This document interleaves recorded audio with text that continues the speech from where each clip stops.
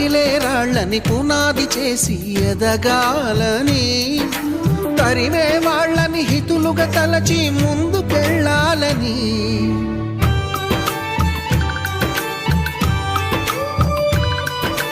కన్నుల నీటిని కలల సాగుకై వాడుకోవాలని, కాల్చే నిప్పుని ప్రమిదగా మలచి కాంతి పంచాలని, గుండెతో ధైర్యం చెప్పెను, చూపుతో మార్గం చెప్పెను, అడుగుతో గమ్యం చెప్పెను. నేనున్నానని